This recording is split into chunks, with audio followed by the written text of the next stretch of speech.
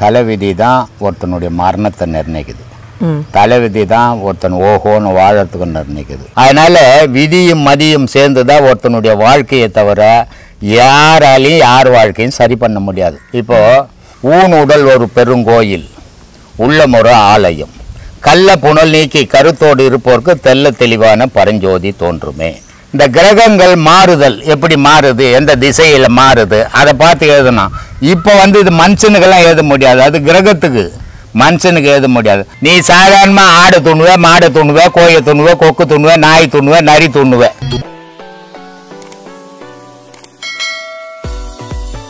ஐயா, இப்போ தலைவிதிக்கும் ஒரு மனிதனுக்கு யதார்த்தமா நடக்கக்கூடிய மரணத்திற்கும் தொடர்பு இருக்குங்களா? கண்டிப்பா தொடர்பு இருக்குமா.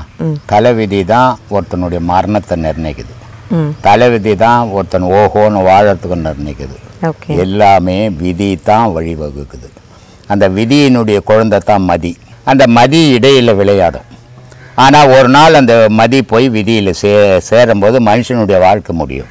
அப்போ இப்போ நிறைய பேர் பார்த்தீங்கன்னா யார்கிட்டயானு போய் எனக்கு இந்த மாதிரி பிரச்சனை இருக்குது அப்படின்னு கேட்டாங்கன்னா, உனக்கு இந்த மாதிரி ஒரு நடந்திருக்கு, அதனால உனக்கு இந்த பிரச்சனை வருது, நான் சரி பண்ணுறேன் அப்படின்னு அதுக்கு ஏதானு பூஜைகளாலையும் சரி பண்ணவே முடியாது. சரி பண்ணியிருந்தா உலகத்தில் யாரும் துன்பப்படவே மாட்டோம். நானும் வசதியாக வாழறேன், ஆனால் 4 பேர் ஏழை இருக்கிறோம். நான் போய் ஒருத்தர்கிட்ட கேட்குறேன், இப்போ நான் இப்படி வசதியாக இருக்கிறேன், பரவாயில்லைங்க, உங்களுக்கு நல்ல நேரம் இருக்குது, உங்களுக்கு நல்ல ஒரு விதி இருக்குது, உங்களுக்கு கிரகங்கள்லாம் உங்களுக்கு சாதகமாகுது, நீங்கள் நல்லா இருக்கிறீங்க, சரி.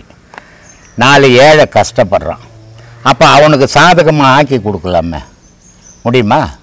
முடியாது. அப்போது நான் வசதியாக வாழறதுக்கு என் விதி, அவன் ஏழையாக வாழறதுக்கு அவன் விதி, இது ரெண்டுக்கும் நடுவில் மதி விளையாடுது. அதனால் விதியும் மதியும் சேர்ந்து தான் ஒருத்தனுடைய வாழ்க்கையை தவிர யாராலையும் யார் வாழ்க்கையும் சரி பண்ண முடியாது. இப்போது இன்றைக்கி கோர்ட்டில் போனீங்கன்னா சாதாரண மற்ற கேஸுங்களை விட வேறு கேஸ் பண்டல் தான் ஜாஸ்தி இருக்குது இல்லையா? அப்போது இதெல்லாம் சரி பண்ணிடலாமே, யாராலையும் சரி பண்ண முடியலையே. பேசுறது நான் கூட நீ ஏதாவது உன் கஷ்டத்தை சொன்னீங்கன்னா ஆறுதல், உன் மன ஆறுதலுக்கு 4 வார்த்தை சொல்லுவேன், அதனால் அது நிஜமில்லை. அதனால் நீ படுற கஷ்டம் நீ பட்டு தான் ஆகணும், நான் அனுபவிக்கிற கஷ்டத்தை நான் அனுபவிச்சு தான் ஆகணும். இதுதான் விதி. விதின்னா முடிவுன்னு அர்த்தம், வேற ஒன்றும் இல்லை.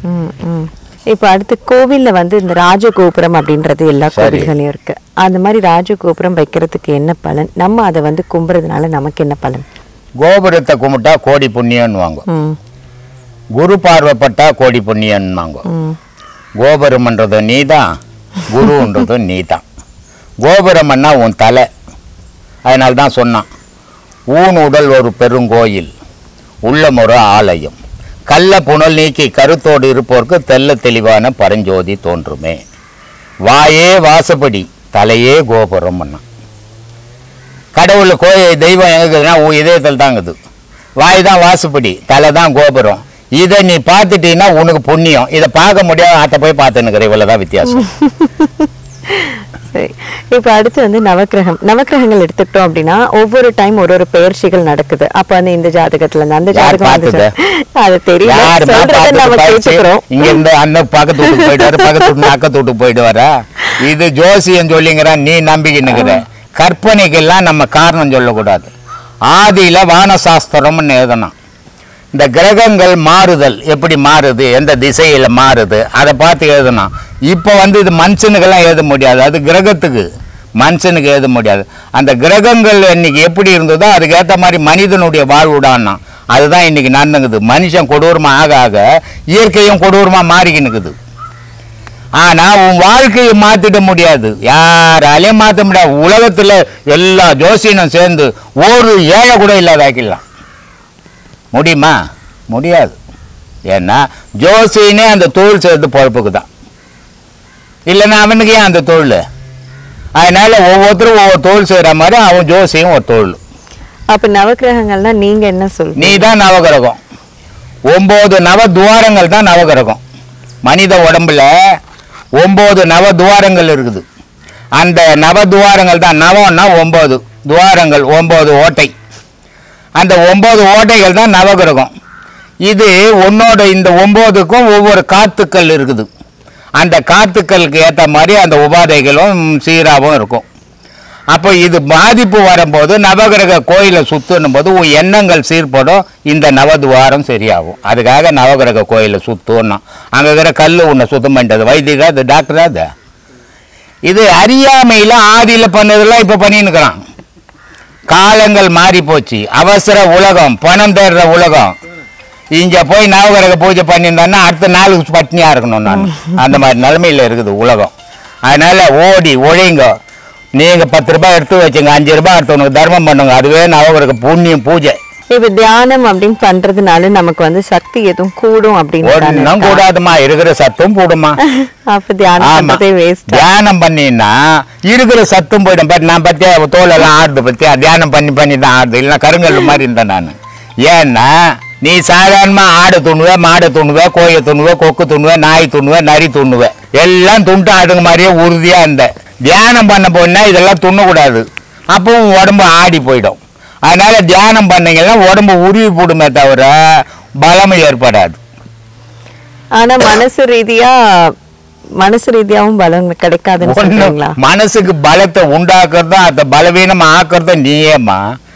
எண்ணங்களை ஊறுபட்ட எண்ணங்களை அதை சேர்த்தீங்கன்னா அது பலவீனம் அடையும். எந்த எண்ணமும் இல்லாத நான் இருக்கிற என் உழைப்பு இருக்குதுன்னு இருந்தீங்கன்னா பலம் அடையும். அதனால மனம் பலமடையறதும் பலவீனம் ஆகிறதும் உங்கையில் தாங்க தவிர நீ எந்த செயலால வந்துடாது. அப்ப யோகிகள்லாம் யாரு? இப்ப அவங்க எல்லாம் வந்து பாத்தீங்கன்னா நிறைய தியானம், அவங்க உலக விஷயத்தை விட்டவங்கம்மா. நீ உலகத்தோட வாழணும் ஆசை அளவு மீறி இருக்குது உனக்கு. 4 வீடு கட்டணும், 9 கடை வைக்கணும், 13 சினிமாவில் நடிக்கணும் அப்படின்னு ஆசை இருக்கும்போது யோகி நீ ஒன்னாவியா? அவன் உலகத்தை எல்லாத்தையும் விட்டுட்டு வந்துட்டான். அதனால யோகியை நம்ம கூட சேர்க்கக்கூடாது. அவன் உலக பற்றை இழந்து போறவன். அதனால தான் சொன்னான், துன்பம் எப்போ வருதுன்னா ஆசை படப்பட துன்பம் வரும்னா, இன்பம் எப்போ வருதுன்னா ஆசை விட விட இன்பம் வருதுன்னா. அதனால சொன்னான், அருமேன் அருமேன் ஆசை அருமேன், ஈசனுடன் இருப்பினும் ஆசை அருமேன். ஆசை படப்பட ஆய்ந்து வரும் துன்பங்கள், ஆசை விட விட ஆனந்தமாமேனா. அதனால மனுஷனுடைய மனசுல ஏற்படுற விளைவு தான் அவனுடைய வாழ்க்கையினுடைய விளைவு. ஆசையை வளர்க்க துன்பம் வரும். இப்போ ஒரு கடை வைக்கிறோம், என்ன ஐடியா பண்ணுறோம், ஒரு 1 லட்ச ரூபாய் 2 லட்ச ரூபாய் போட்டு அந்த கடையை எடுத்துட்டோம்னா நமக்கு மாதம் ஒரு 25,000 ரூபாய் சம்பாதிக்கலாம் அப்படின்னு வைக்கிறோம். அந்த கடை வியாபாரமாக ஆகாமல் 2 லட்ச ரூபாய் அழிஞ்சுதுன்னா என்ன ஆகும்? துன்பம் வந்துடும். ஐயோ இருந்ததும் போச்சாடா நல்ல கண்ணான்னு ஆயிடுவோம். அப்போது இதுக்கு அடிப்படை எது? ஆசை. ஆசையால் தான் உருவாகிறதும் அழியிறதும் ரெண்டும் ஆசையாக தான் காரணம். அந்த ஆசையை குறைச்சோம்னா ஆனந்தமாக இருக்கலாம். எது வேணுமோ நீங்கள் முடிவு பண்ணிக்கோங்க. இப்போ அடுத்தது வந்து குழந்தைகள் பற்றி சொல்லணும் அப்படின்னு பார்த்தீங்கன்னா, இப்போ வந்து சில குழந்தைகள் வந்து படிப்பு ரீதியாக வந்து ரொம்ப ரொம்ப வந்து மந்தமாக இருப்பாங்க. அதுக்கு வந்து பெற்றோர்கள் ஆகட்டும் இல்லைன்னா பிள்ளைகளை கூட இன்சிஸ்ட் பண்ணி நீ இங்கே போ இங்கே வந்து என் கூட விளக்கு ஏற்று உனக்கு வந்து படிப்பு வரும், ஞாபக சக்தி வரும் அப்படிலாம் சொல்கிறாங்க. இதற்கு என்ன தொடர்பு? இதெல்லாம் எங்கே போனாலும் படிப்பு வராது. அதே நேரத்தில் எங்கேயுமே போகலனாலும் படிக்கிற குழந்தை படிக்கும். ஏன்னா தாயும் தகப்பனும் அதுக்கு காரணமே இல்லை. உடல் தான் தாயுதம் தகப்பந்தம், உள்ளகிற பொருள் தாயுதம் இல்லை தகப்பந்தம் இல்லை, அது கடவுள்து. அது முதல் பிறவியில் என்னவா இருந்ததோ இந்த உடலுக்குள்ளே பூந்த உடனே அது அதை தான் செய்யும். இப்போது ஒரு டிவியில் பார்த்துருப்பீங்க, ஒரு 3 வயசு குழந்தை டிவியில் உட்கார வச்சு டிவிக்காரன் தலை கீழே திருக்குறளை மாற்றி மாற்றி மாற்றி மாற்றி கேட்குறான்னு சொல்லுது. நம்மளால சொல்ல முடியுமா? ஏன் அந்த குழந்தைக்கு மட்டும் எப்படி தெரியுது? அவங்க அப்பா அம்மாவுக்கு தெரியாது.